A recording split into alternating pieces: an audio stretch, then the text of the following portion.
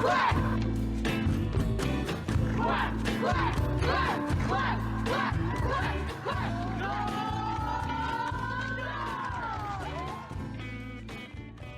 Quack! Quack! Quack. Quack.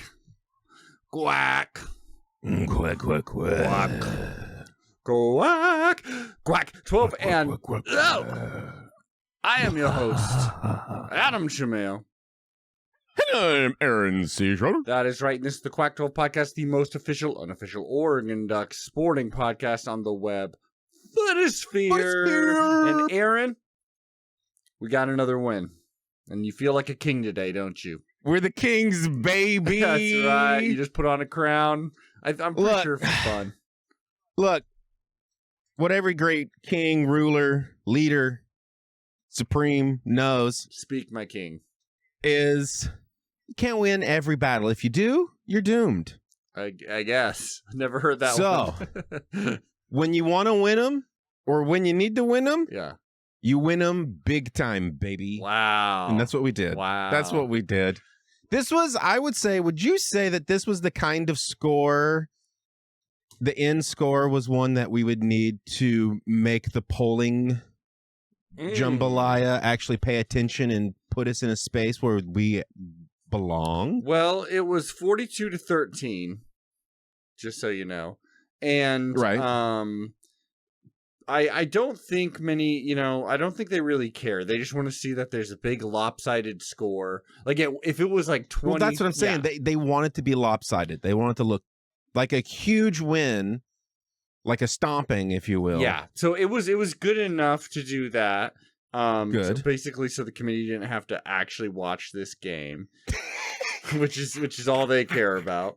And then as of right now, I'll let you know the college football playoff. They got us still, I want to say at 8. I get kind of confused. Yeah, I know we're sweating it hard because even Lanning is telling the team this is where they've been putting us. Yeah, which it doesn't really matter because we're still going. We still got a lot of season to play. A lot of season left, baby. I mean, Sounds like baseball. there's only 2 games left, but Exactly. there's a lot of in general ranking madness to happen. People that'll fall. There were so many close upsets in this one that really pissed me off. This week, by the way. In this week? Yeah. For example, Texas A&M, who is ranked above us and they are undefeated, they took on South Carolina. South Carolina is like a 3-6 team or something, or they were. And South Carolina, they're unranked, had a 30-3 lead at the half. 30-3 lead. However, they did not score in the second half, and Texas A&M very quickly rallied to win that game. It was freaking bonkers, dude. I was So A&M still won. Yeah, they still won, even down 30-3 at home. Whew, Dang, it was that makes me feel, because what I was going to say is, when you grow up down there, it did feel like as a kid in college football, you had to pick who your team was. A&M, you didn't get to like both. Or Longhorn. The long-standing, but recent, as of late, dead rivalry, but back on now, Texas A&M and Texas will end the season playing against each other, which is pretty dang. You grew up seeing that rivalry. What did that look like? Pretty crazy. Okay, so there was a real rivalry? Yeah, but then... Oh, yeah, because whenever I was a kid, when I was a kid, it did feel like you had to pick a side. Mm-hmm. And there was no other way. And as a kid, it came down to, really, which one had the cooler hand sign? Who did you think had the cooler hand sign? The Longhorns. Yeah, obviously. Obviously. I don't even know what the Texas A&M hand sign is. Wait, really? Just a thumbs up? You're looking at it, bud. Just a thumbs up? Wow. But what it's really great for is a pro-Christian household, because the other one is this, and that's the devil. And we're a pro-Christian podcast, so I'm glad we know who we're siding with, the Longhorns. Baby. Yeah. But what it really comes down to is just like, it's so unlikely we're gonna make the Big Ten championship. We should basically get that out of our head. It is like plausible if Ohio State just starts losing to teams they should not lose to. But yeah, I would say it's not gonna happen likely. So the only thing I care about is not having to play an extra game in the playoffs. Well, we will. Dang it! That's just an infinite has to happen. Yeah, well, unless we get in the top 4, which again, without winning, they won't let us up without winning the big championship is unlikely. But what best case scenario for us, I think, at this point, is winning out, getting to be that 5th seed. So then we take on like the 12th ranked team and we get to be at home. That's pretty sweet.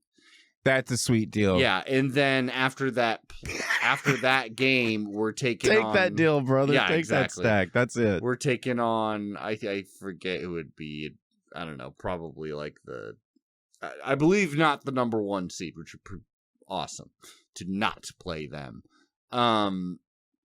Yeah, I mean, Ohio State did basically that path, and they made it all the way to the Natty and won it. So eventually you got to play a good team. And that's why people are saying that with the playoffs, our old way of like, oh, and then we've got the Big Ten championship game, and this means a lot, kind of is almost falling by the wayside because it's like almost better to not play that game, or it like doesn't mean as much. Like for Indiana, well, we got it already.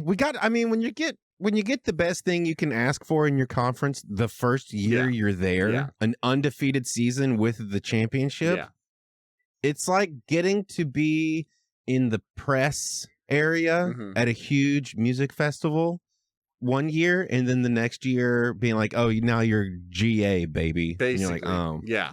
But is general admission having more fun? That's the other thing. Because I'd almost rather play a play-in game, or we have to play a game, but we have to play a playing game at home.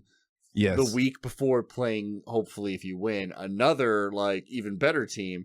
Like that seems to be better momentum building than playing in a Big Ten championship like a month before and then getting that bye, and you're just sitting there collecting mold for like a month. You're getting used to the holidays. Yeah. No. And then coming back and playing a team that just beat a team the week before. Like it's, I don't know, especially if you lose the Big Ten championship game, then it's like, man, why did we even do that? Now we're playing like a couple extra games. Like, I don't know. The system is kind of weird right now. I'd rather be in the Big Ten championship game than not, but it's probably not going to happen, and it may not be that bad of a thing for the Ducks. All we got to do is we got to win these last 2 games. If we lose one of them, it's still plausible. Why would you say that? I know, but if we do, it's still very plausible we make the playoffs, but then we're in a group of teams with 2 losses, many of which didn't make it to their conference championship games, and there's just so many, then it's kind of out of our control. So if we win both, though, we are set pretty well for the playoffs. We definitely won't be getting that bye, but we'll be in a really good spot. And against this game, this is the kind of game you'll have to see in November, where it's like dominant win. We looked like the better team. We got the better roster. We looked as good as we should. And the things we're concentrating on were the goofy little things in this game. You know what I mean? And by that, I mean Noah Whittington having one of the best plays, one of the best highlights in Oregon football history, followed by what could have been one of the worst lowlights.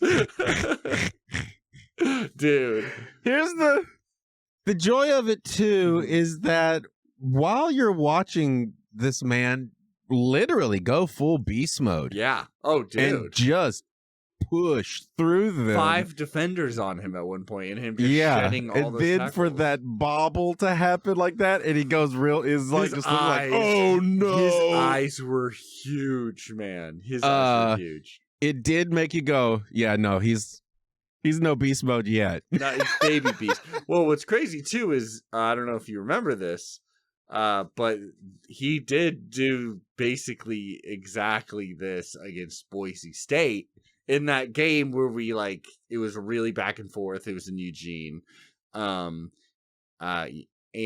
Boise State. I believe it was on a kick return. He returned it to the house and he dropped it before. He just did that classic thing, dropped it before crossing the line technically.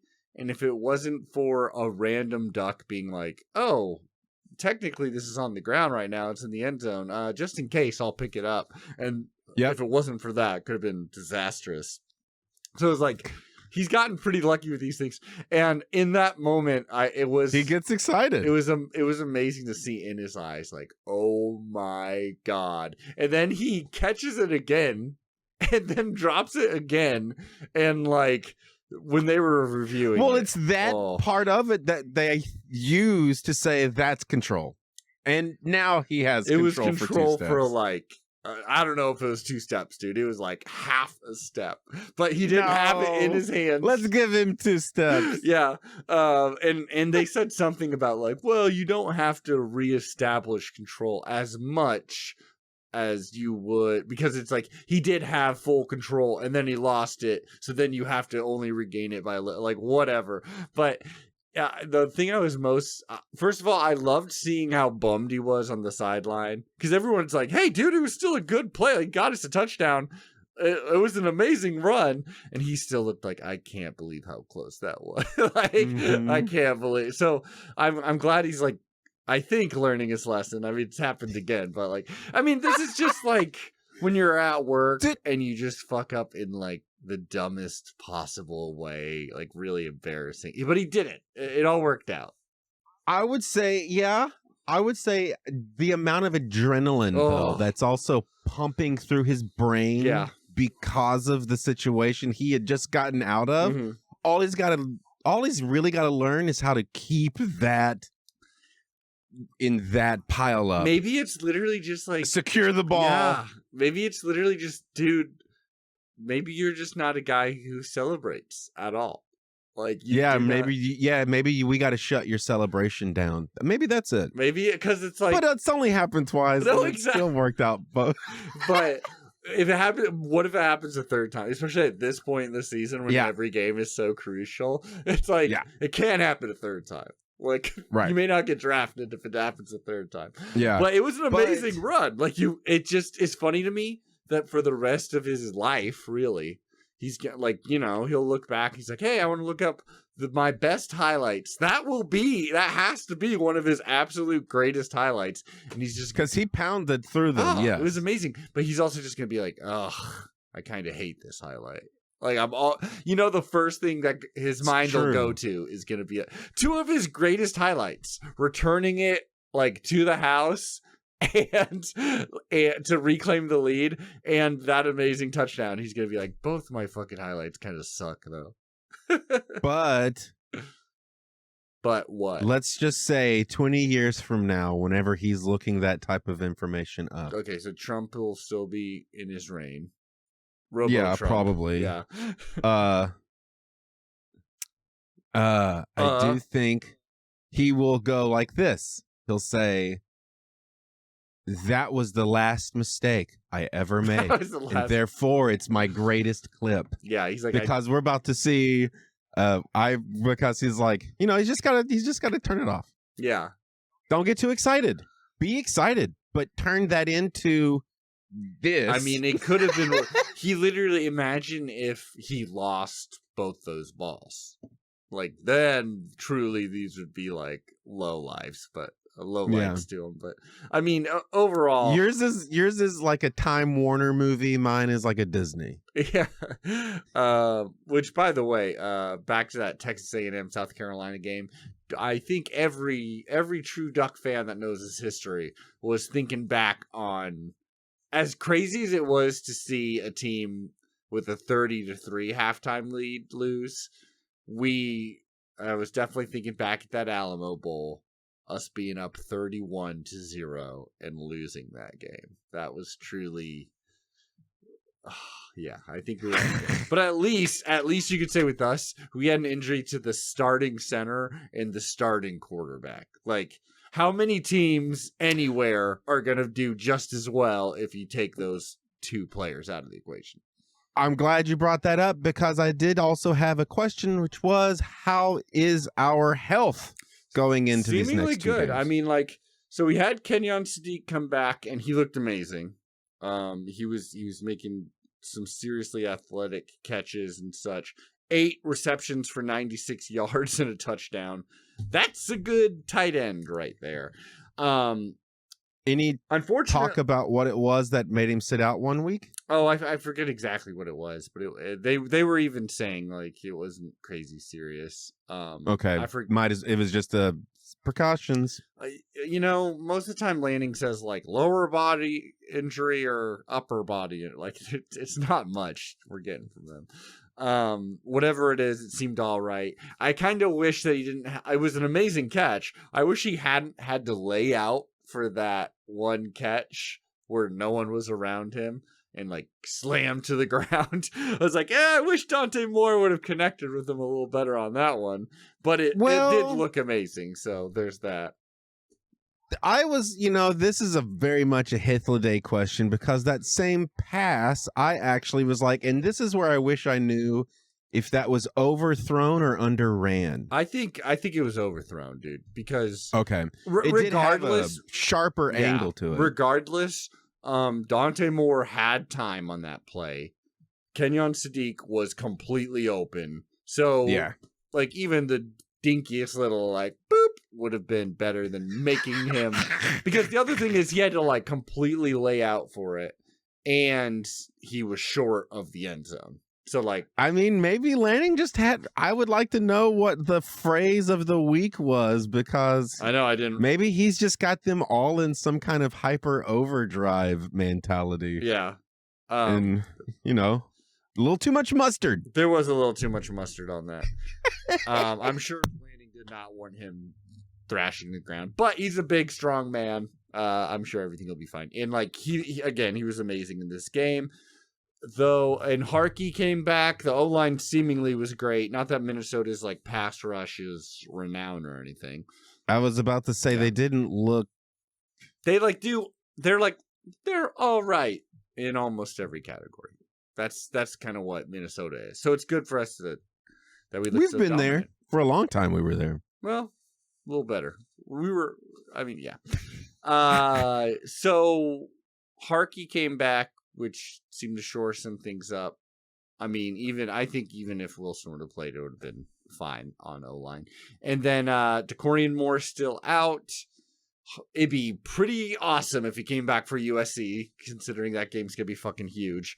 But we don't know. And then Gary Bryant was also out. He got injured during the Iowa game. So that's 2 of our most consistent pass catchers out of the game, which led to like Jamari Johnson, our other tight end, which I love. 2 tight ends coming out that are also like pass catchers. That's pretty sweet. He caught. I mean, I think that's pretty awesome. That's what Bill said when Trump showed up. All right. Here we go. Slow down, Bubba. All right. That's pretty sweet. I broke that news to you before we hit record. News that you and I completely believe. Because why not? It's funny. It's funny. 4 receptions for 57 yards for Jamari Johnson. Malik Benson only had 2 catches, but a total of 51 yards. Malik Benson is coming in clutch right now with all these injuries. Jeremiah McClellan, the young man, he came in 3 receptions for 36 yards and touchdown. Really quite a few pass catchers in this we went to the running game, like to the running backs, throwing to them a little more than usual, it felt like. Cooper Perry definitely had the worst night as a receiver because he had 2 receptions for technically -7 yards, because one was that he caught it and then he also like pitched it back. Like it was clearly a trick play, and it was like at this point clearly it wasn't working out, or he should have tried to, and it turned into a fumble. It was definitely one of our worst plays. Something happened to where I felt like he was like, oh shit, this guy's in a different spot than how we practice it. And he wasn't prepared for that part of it. No, he was not. I don't know whose blame it's to be on. I mean, somebody wasn't in position. He was the man who pitched it, even though the play was like not going to work out. So it was definitely on him. But hey. I'm in a mood today where I just want to make sure everybody feels easy and equal. I hate wanting to put any kind of we're coming off a blame. 42-13 win, of course. Yeah. No reason not to feel a little loosey goosey today. And Dante Moore was just about goddamn perfect, honestly. 27 of 30 for 306 yards, 2 touchdowns through the air. Also, so he had like 90% or something like that completion rate, which was a record, apparently a program record. 90%, pretty damn good. Yeah. And played even into the fourth quarter.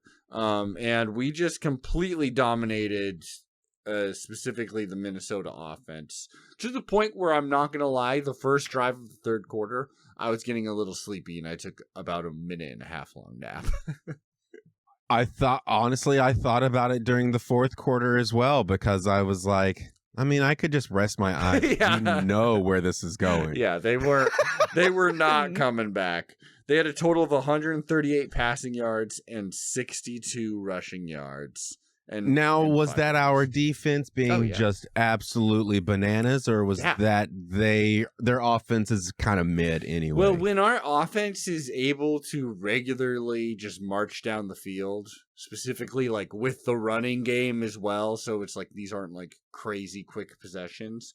When our defense is able to rest, like holy shit, are they dominant? We held them to 1 touchdown, Yeah, I think it was just our defense completely shutting them down. But they are mid, right? Yeah, they're mid. They're Midesota. Like Midesota? I just made that up. That's perfect. Thank you. Okay, well, yeah, because that's what this game felt like. It was like, oh no, this is the game we needed, where we really just, let a fine enough team. They have a package. They've put it together. They can try to execute it. Yeah, we'll see what happens. It felt pretty practicey, and now, so we have 2 games left, man, and they're freaking crucial, and they're going to be really, honestly, pretty tough wins. USC is the way better. I think USC is significantly better than Washington. As time has shown now. Yeah, I think this season. So USC will come to Oregon, come to Eugene, Oregon, where we will get another game day. 2 Eugene, Oregon game days in 1 season. Seems a little ridiculous, but the king likes this. Yeah, the king, I forgot you were wearing that king crown. And you, listeners, will be able to see this if you go to the Quack 12 YouTube. You'll see this crown. Honestly, I'm not gonna lie, it's kind of warm. That's why I haven't taken it off yet. Makes sense. That's why they're wearing it. It's good to be the king. Yeah, it's good to be the king. It's warm. My head feels nice and toasty. Oh yes, and you are our king here on the Quack 12 podcast. So we got that huge freaking game. Like, USC is not a fully complete team, but they've got especially some scary pass catchers, like a pretty lethal air game, and they're getting a lot better on running the ball. So their offense is what is spooking me right now.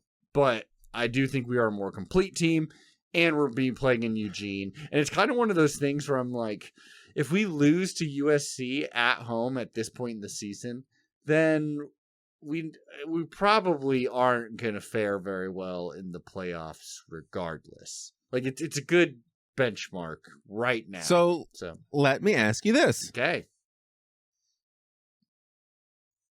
You are all hyped up on our defense. True. When we're playing Midesota. Yes. But you're weary of our defense playing USC, and why? Because, so USC, this is a little peek into the picks, okay? USC, they took on Iowa. Iowa traveled to USC, and it was very rainy, 'Cause apparently that's the only kind of game Iowa likes to play is in the pouring rain. Even in LA, it was pretty rainy. Not as rainy as when we played Iowa. Monsoon season. Monsoon season, exactly. And Iowa actually got they scored 21 points in the first half and had a 2-touchdown lead, which Good gravy. which usually means Iowa's going to win. Usually, even good teams don't come back from that kind of deficit against Iowa because it's just the way they're built. Mm-hmm. However, USC then scored the last 19 points of that game, and it was truly just we got better offensive talent. Specifically, I really like Lemon is their kind of Mekhi Lemon is their go-to receiver, and he's been really, really fun to watch. But again, they also have a much improved run game with King Miller, and Maava is just a very talented QB, a bit mobile, able to escapes in the pocket. If they beat us, I can just imagine we get the lead, and then all of a sudden, because they're desperate, they're just let's just try to challenge Oregon's secondary, which is really good. We've got a really good secondary, which is it's good on good, which I enjoy that. But it may turn out where it's just oh, but they got apparently they're a little bit better. Would you say our secondary has maybe a handsy issue where it's getting maybe a couple pass interferences? Some of these Big Ten refs, they really let that shit go.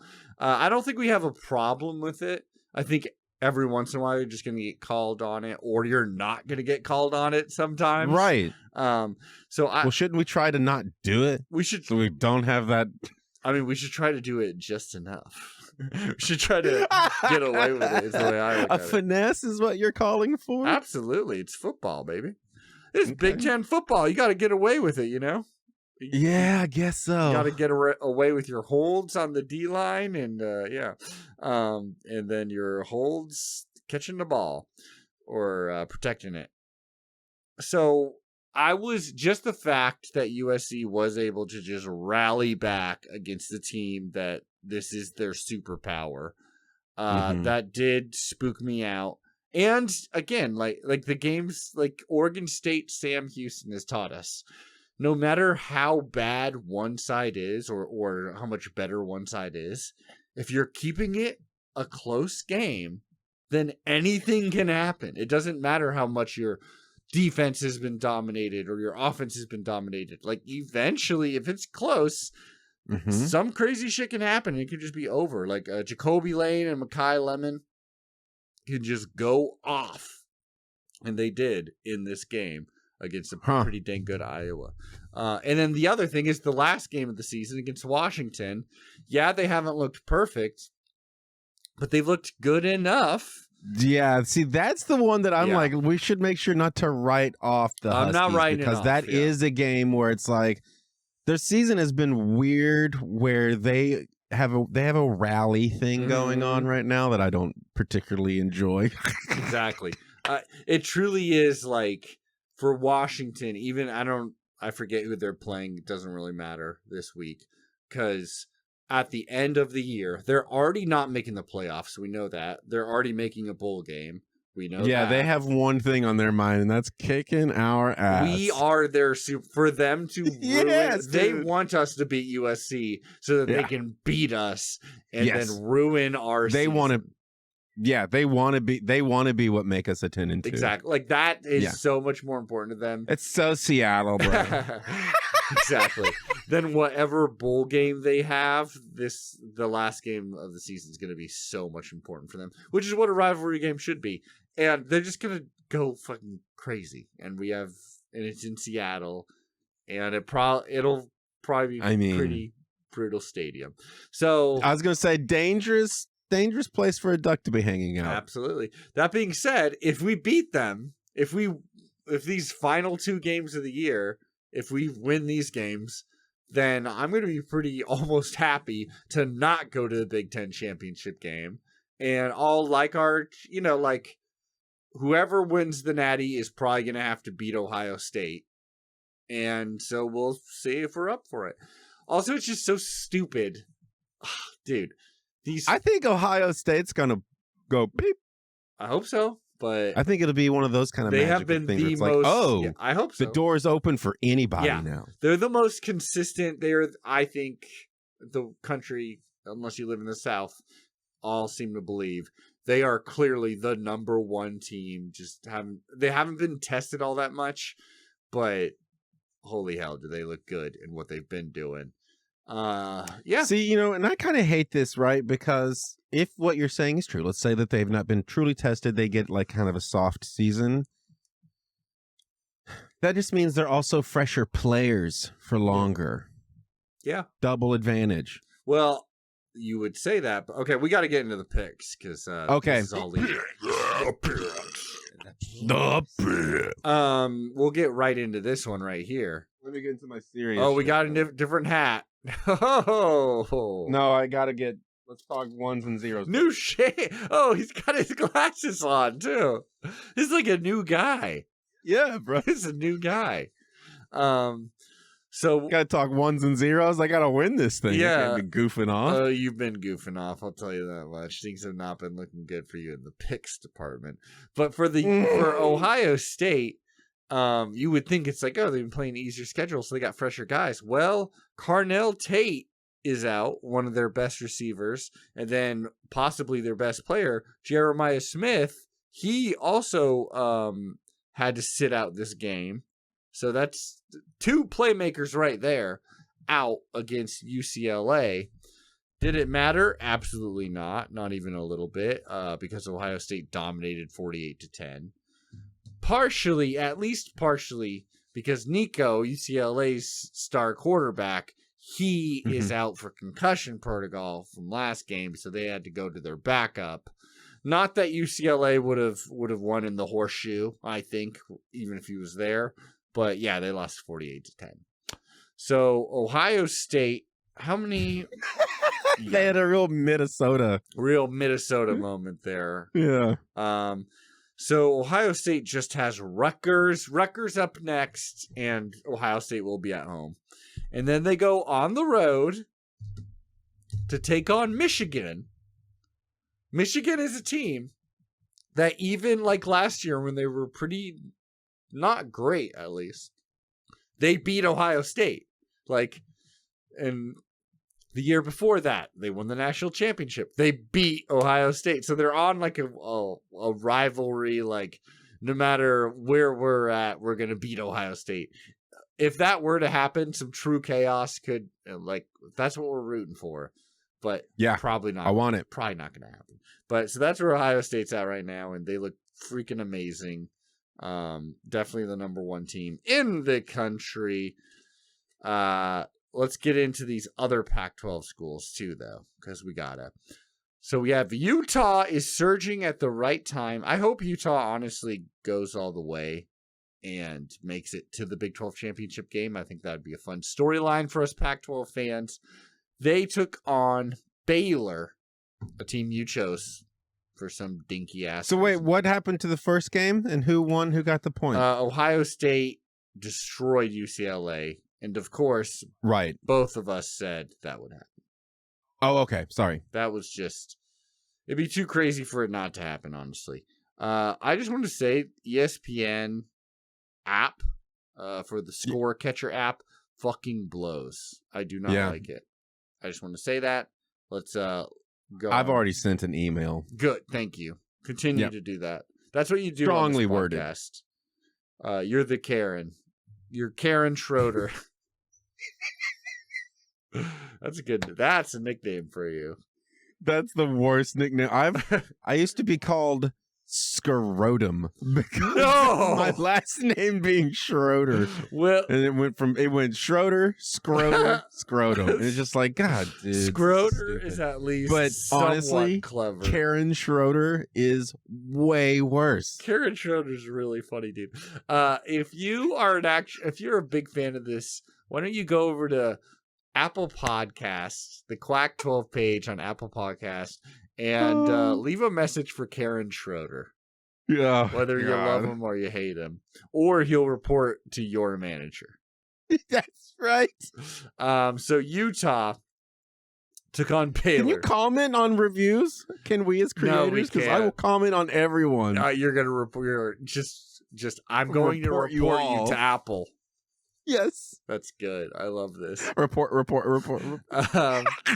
So Utah, with under a true freshman QB still, which is pretty nuts for Utah. That is very rare. That's right. Bird Ficklin. He got a 67 and a 74-yard rushing touchdown. And dang, if that's going to happen, Utah's going to win 55-28. You just love those Baylor Bears. You love them, don't you? I do. Well, you're a fool for doing that. They may not make a bowl game even this year. Fool. That's fine. You love them. You'll love them. Then Arizona, the Wildcats, another team you love. I went with Cincinnati. You went with Arizona. And Noah Fafita, he rewarded you with this one. He rewarded the Arizona Wildcats in general because Noah Fafita, with his 294 yards and touchdown pass, became Arizona's all-time touchdown pass leader. All time. Dang. Pretty dang cool. Honestly, unexpected. Yeah. Well, it helps with him that he had T-Mac for a year where he would literally just bomb it down the field and he would just find it a mile down. Sure. Because that was going to be my next question was like, what was it before he took it? Was the bar set kind of low? I mean, Arizona has had some high-scoring offenses. I've always thought of them as more of a rushing team historically, especially like Rich Rod and stuff like that. I think he surpassed I want to say Nick Foles, Super Bowl winning QB Nick Foles. We love him. Won with the Philly Special against the Patriots. Let us not forget. And the Philly Special. And Willie Tuitama, who I don't know, but I believe was pretty legendary QB for them. I think Rich Rod era. I don't know. You know enough. I know enough. I love Nick Foles. I can tell you that much. Okay. So I'm for it then. Arizona. Yeah, Noah Fafita. I like Noah Fafita. I like that he shot down Washington when old coach went over there. So I think it's fun that he spurned them. So I'll always have a soft spot for him. Also, Chris Hudson, ex-Duck. Speaking of soft spot he got 8 catches for 123 yards. So way to go. Way to go. Way to go, young Duck. Now, Oregon State is a trash team. Is this a true statement in your eyes? Spirited. They are spirited. It's true. They're really bad.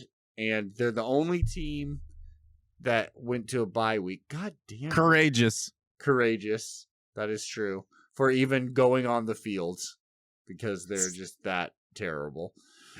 Dude, we got to spin this so that everybody feels good about themselves. Come on, we're in that kind of headspace today. Can't be saying bad. If that's the case, then we should just talk about Tulsa, the team that won. So Tulsa comes in here. They had a 2-7 record.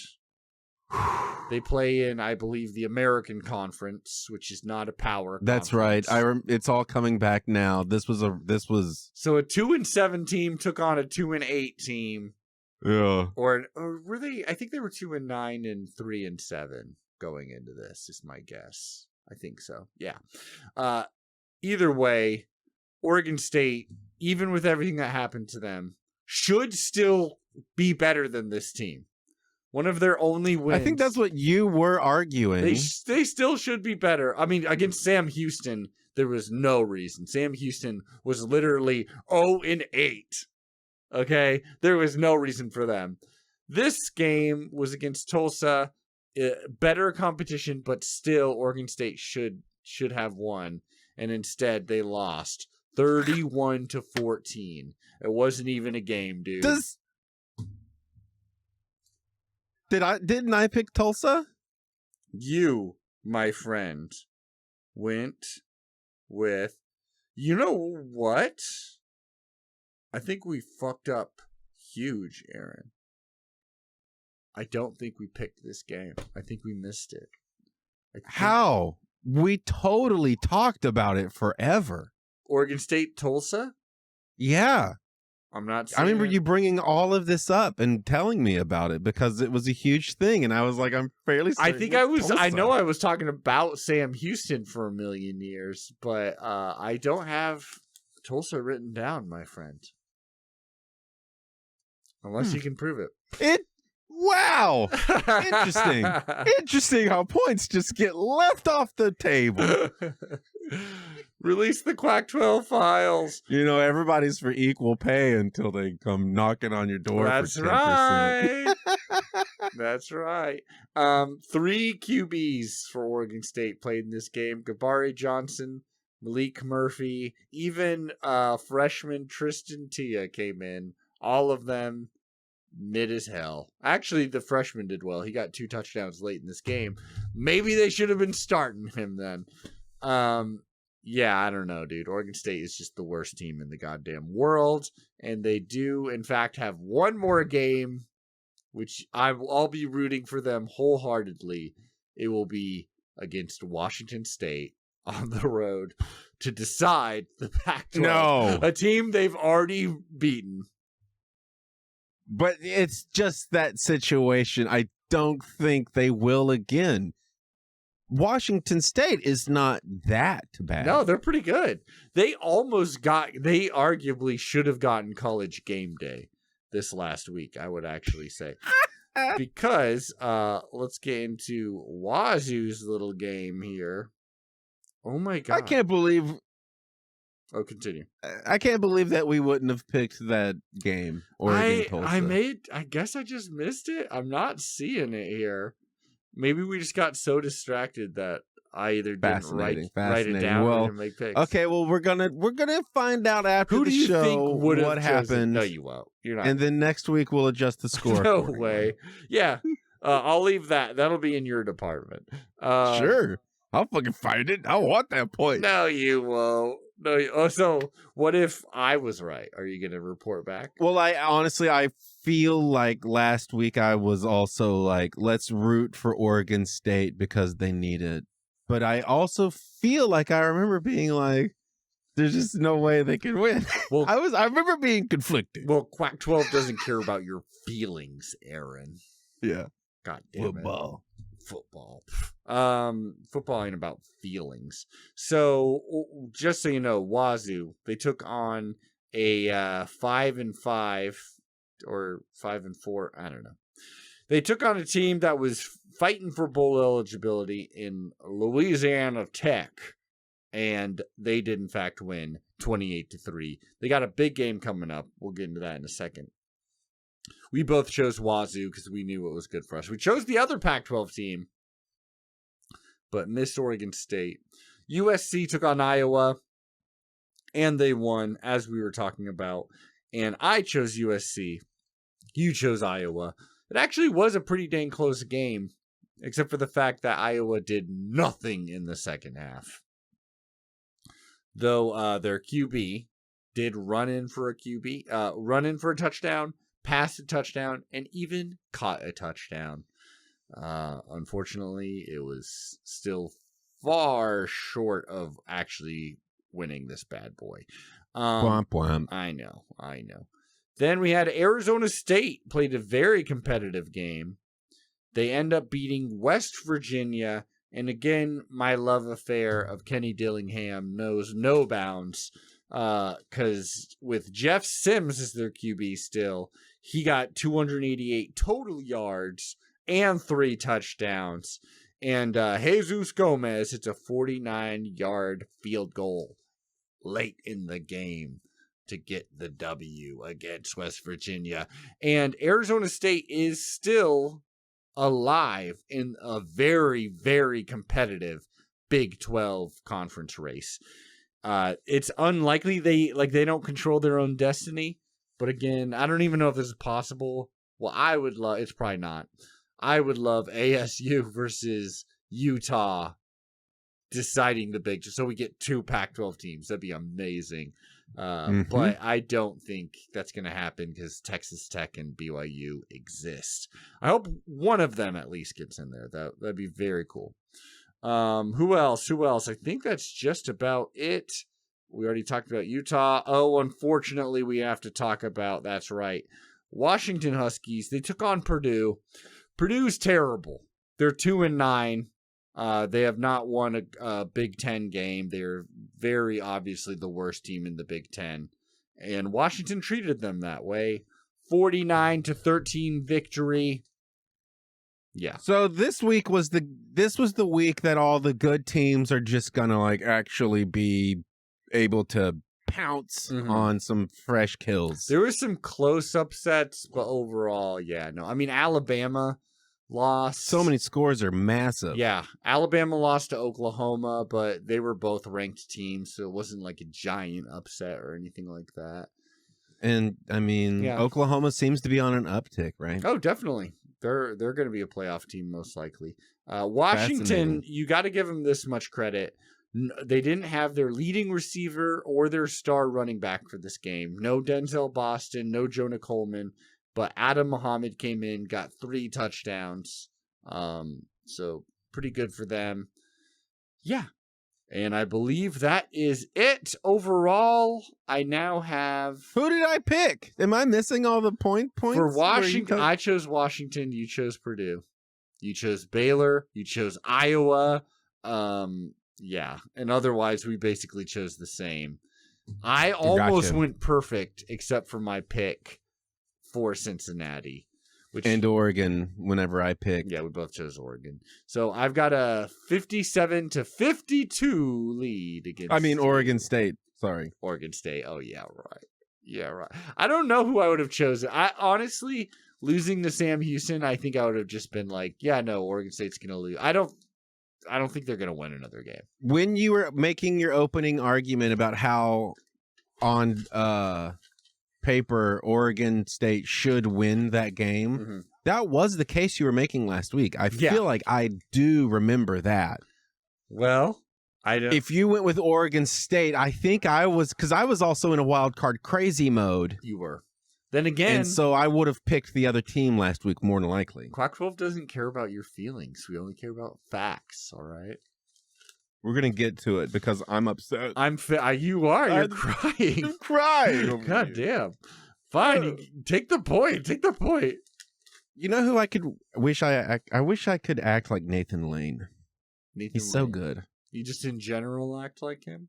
Like not like in the real world, but like I wish I could do his characters that he does so well, where he's just so very dramatic. You wish you were his dramedy is the best. I love him in Beau is Afraid. If you ever seen Beau is Afraid, love Beau is Afraid. I love Nathan Lane in Beau is Afraid. We gotta get you better, my brother. I love Nathan Lane in general. I forgot about that. Thank you for that. Birdcage is probably his best movie. Okay, so now there's so many good ones. Again, we won't be able to pick Oregon State because now Oregon State is actually on a bye week. But every other member of the Pac-12 is playing.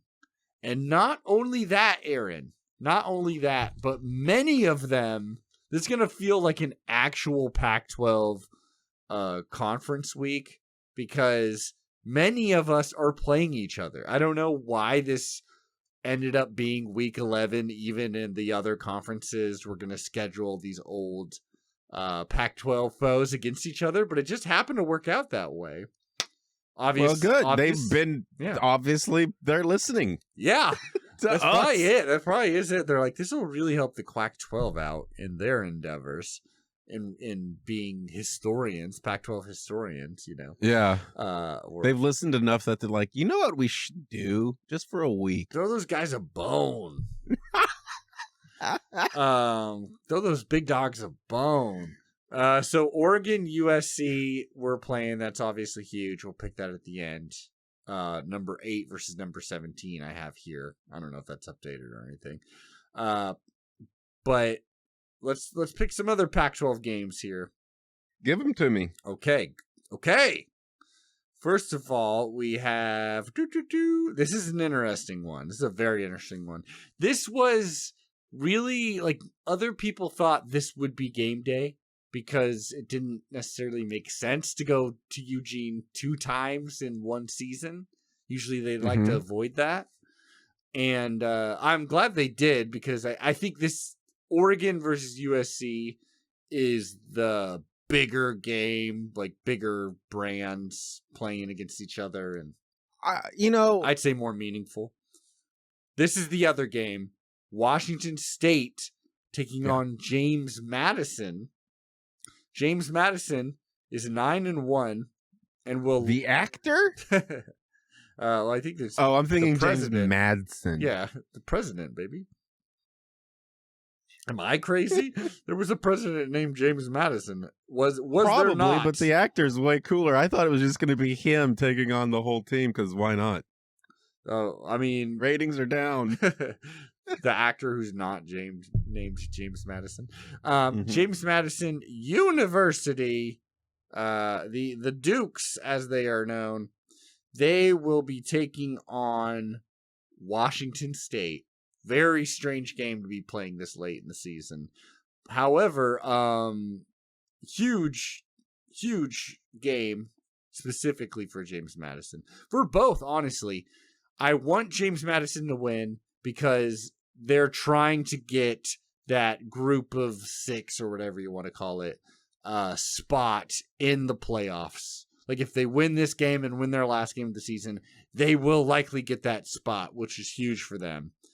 Wazoo, on the other hand, is 5-5. It'd be really cool if they lost this game, mainly so there's even more stakes in the Pac-2 championship game the week after this. I would love that. So they don't already have bowl eligibility. Right. 9-1 James Madison versus 5-5 Wazoo. James Madison is actually heavily favored to win this game. I'm just going with my gut. I think Wazoo gets the upset. They've been really competitive against some teams that you would not think they would be, and then lose to Oregon State. So what the fuck do I know? But I'm going with Wazoo. Why not?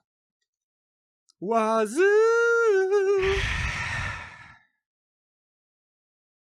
Wazoo or James Marston?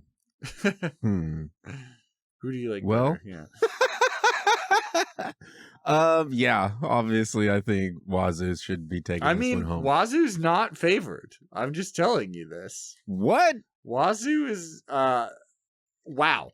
They are 13.5 point underdogs. Wazoo. Bet on it. Bet on that one. Bet on it to win by 7. Wow.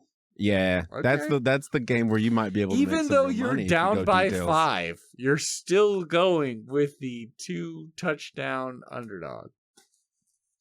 You crazy. You crazy for this Aren't one. you? I am, but I'm playing with house money.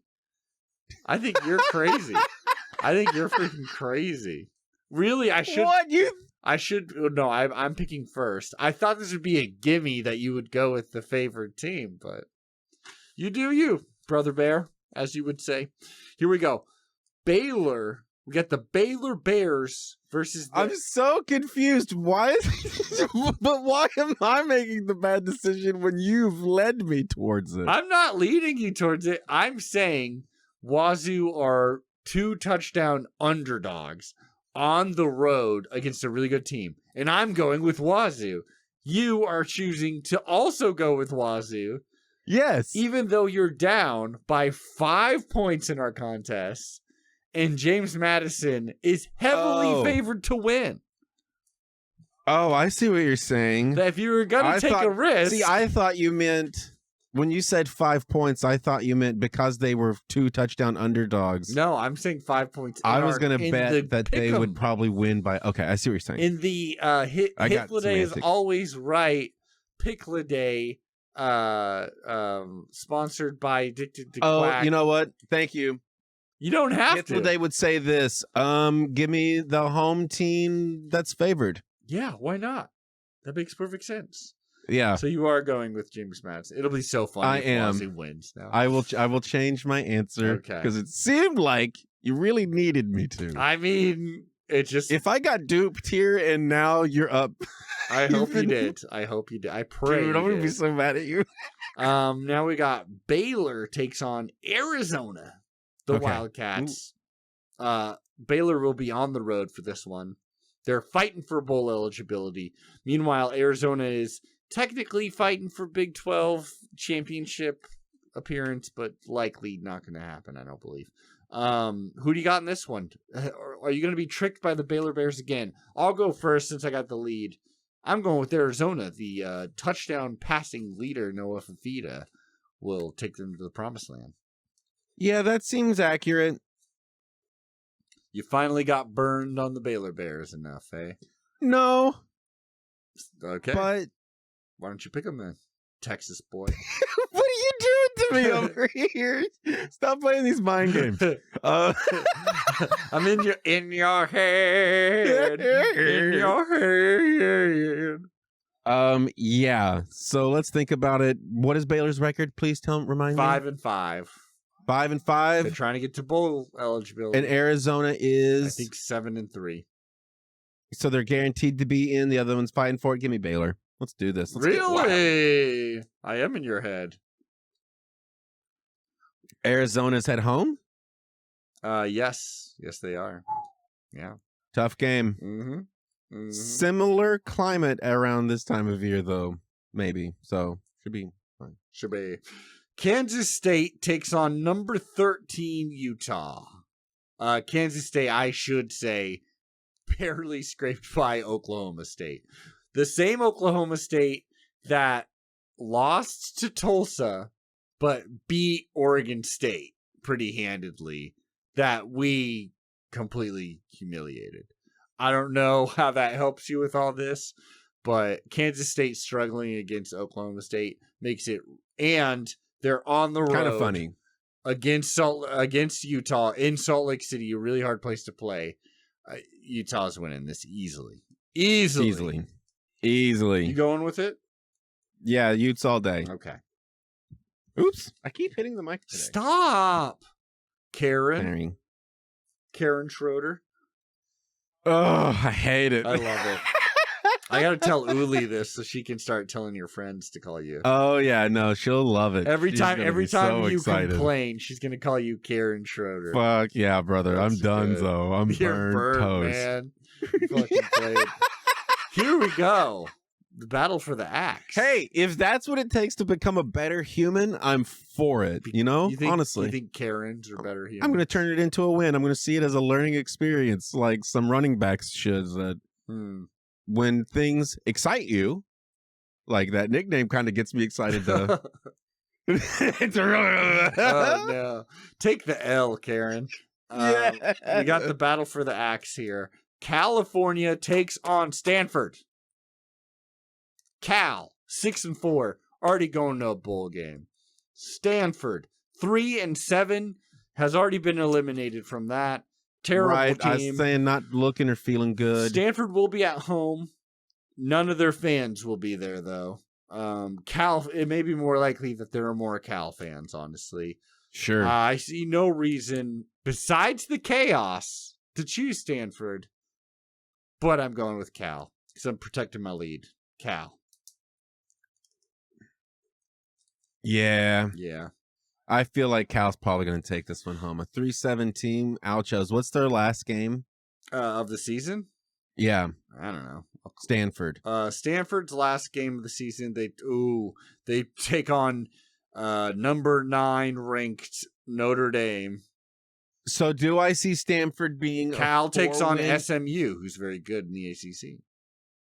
But okay, so really, I mean, obviously Stanford's losing that last game, and it's just a matter of do I see them being a 4-game winning team now to end out their year?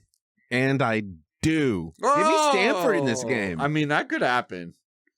Cal and Stanford is always crazy. Cal, I'm sure. Yeah, give me Stanford on this one. Okay. You getting They've crazy. got some home turf to defend because that's embarrassing. The amount and their last game is Yeah.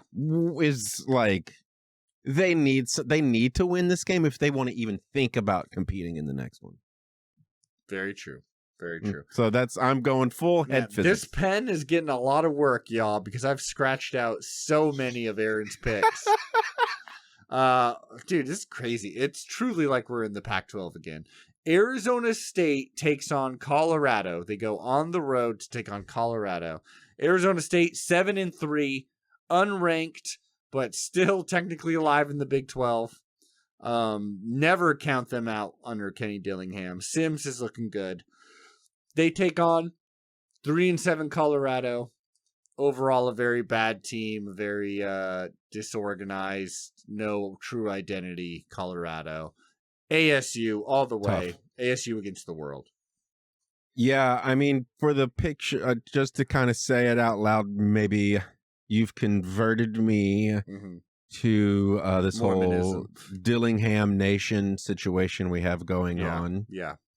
And when you have what is obviously working, strong leadership versus awkward and, also unhealthy leadership. Literally. It's kind of tough to rally a team under that. So yeah, it's got to be the state. Got to be the state.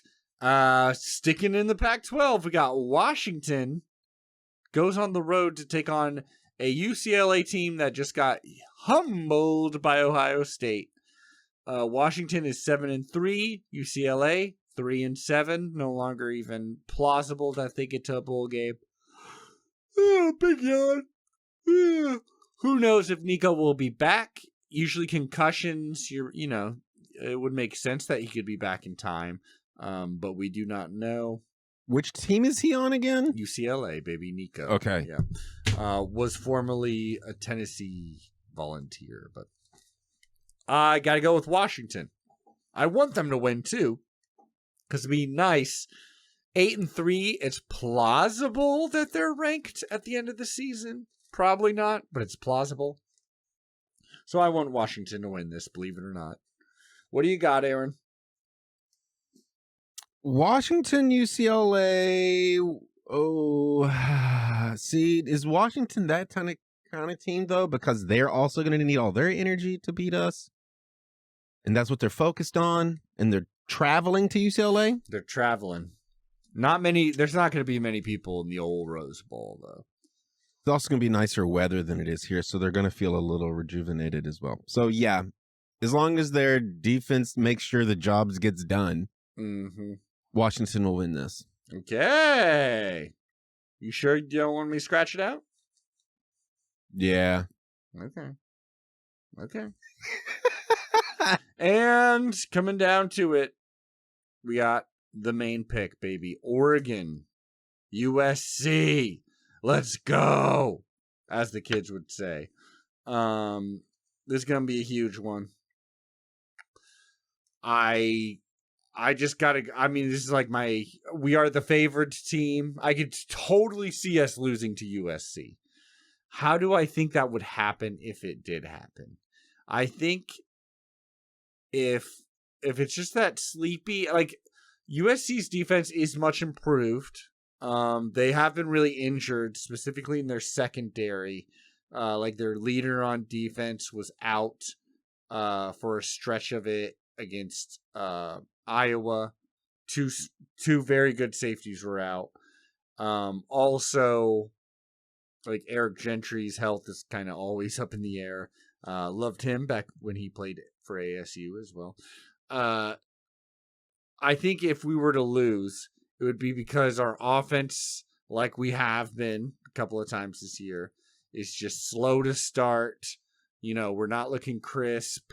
Maybe we're passing the ball a few too many times and we're just not connecting.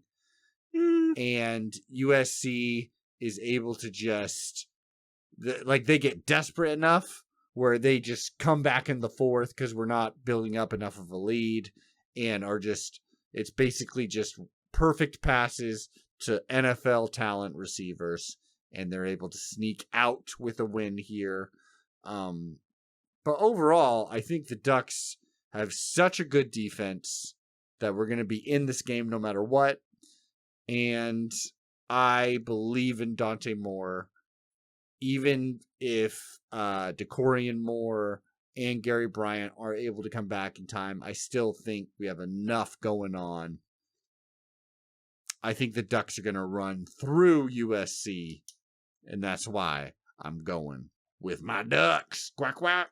Yeah, I think the run will be strong. The passing, I enjoy. Honestly, I don't know why. I like the fact that we come out passing a little bit heavy. Mm-hmm. I do when it's it not does, a rainstorm, yeah. I feel like there's something where they've done the analytics where they're like, once he gets 5 throws out of his system, he is a mellow actor again. Like so they're just trying to get through those first 5. You know what I mean? So it feels like something like that. It seems kind of heady. But my concern becomes he is an interception meister. Sometimes. And it's just a matter of, is their secondary the one that can take advantage that he can sometimes do that? And can their offense turn that into convertible yards? So I'm always thinking about it. Always. But I have to go with the Ducks because that's what I do. Yeah. Yeah, everyone keep an eye because like Kamari Ramsey and Bishop Fitzgerald both went down with injuries over Iowa, and like specifically Ramsey is their like defensive leader. So see, I could have known this yesterday. Yeah. We didn't know. So I'm not positive, I'm not rooting for them to be injured, but that could shape the game quite a bit. Yeah, it helps. We'll see. Aaron, let's get our super specific predictions in, because I know mine didn't take place last week, because I thought that because of mine got kind of close. Well, yeah, mine was, I thought there was going to be a row the boat situation because of the coach, PJ Fleck, and his old saying. Instead, though, the Duck came out in like a space like shuttle, like a kind of like, oh, missed it. He came out in like a cardboard box of like exactly what I thought was going to happen with the boat happened with the spaceship. I have no idea why. Awesome. I also wasn't 100% sure why there were so many cowboy hats, like why it was cowboy hat night. Yeah, I know like the first people showed up for it though, did they not? The first X amount of fans got cowboy hats. I knew that. I don't understand why per se. And I loved when they cut to those guys wearing like 20 hats, which means fans were like, "Oh, fuck this shit. I'm not taking this home. I'm not even taking this to the trash can. I'm giving it to that guy who already has 30 cowboy hats on." They must have been very low quality for so many people to be like, "I do not care for this." So super specific prediction against USC. I'm going to say... Oh, well, hold on, because my prediction, my super specific, got kind of close. Oh, yeah. What was it? Which was that I thought it would be 14 points first play of each offensive... That's right. Of the first 2 offensive drives. We did get 14 points on our first 2 offensive drives, but not the first play. Yeah, you were saying plays. That's very specific. So it's I got super specific. Yeah. And I didn't get... It got specific. Well, this isn't specific predictions. These are super specific predictions. All right. Okay. And I will say that there will be not 1, but 2 pick sixes in this game. Don't say shit like 2 that. 2 pick sixes. You're not going to like this, Aaron. 1 from each team. Well, that tracks. I don't like it, but that's what I'm going with. Still think we're going to win, but that's definitely going to have us sweat. What about you, my man? We're going to block a punt. Ooh. That will be kind of like the nail in the coffin of like, okay, we've wrapped this up. It'll be late second quarter. Ooh, by second then- quarter, we've wrapped up the game. Yeah, we've kind of like with the blocked punt. It's kind of like, okay, there's something going on with their line that there's an obvious hole here that we've shown it off now. Also nice. And the other part of that, though, too, is that special teams will be the leading score. The leading score. The leading score for, yeah. I So, think like, so. special teams will score more points than offense. You know, I always say the term special teams whenever I think, but I think I'm not putting. I think there's more individuals in that group than there are. So like you say, interception, right? Yeah. Gets run back That for counts a as deal. defense. That's defense. Okay, so that's So you're Let's saying just- there's going to how be would you say non-offensive scores. a lot of the majority of points will be scored, not around the offense. Wow. I mean, so Everything else. So there's like does- 2 pick sixes and like 2 kick returns for touchdowns and a safety or something. couple like that. field goals. Couple field goals. Okay. Yeah. There will be a touchdown, Okay. probably 2. Yeah. But But the rest. if you look at what scored more field goals, well, there was the pick 6 that we got 2 of. Okay. There was the blocked punt thing. Okay. That somehow gets us 2 points. I hope right? you're Can right. happen? That sounds fun as hell. Yeah, it's gonna be real giddy up and go. Like type of- yeah. Okay. I hope that actually. But they're gonna happens. be. I think they're gonna be wily though, which is why all this stuff happens. Is we're converting on them being a little loosey caboosey, like we've kind of known to be, and it comes out our favor. Quack 12 is Lucy. Or I meant the way our offense can play. Sometimes it's like, what are you doing? Why are you being so wacky? Well, I meant the fucking Quack 12. Get off my Oh, okay. ass. Well, I was just clarifying. All right, y'all. Remember, Quack 12 podcast on Apple Podcasts. Leave a comment for Kaaron Schroeder.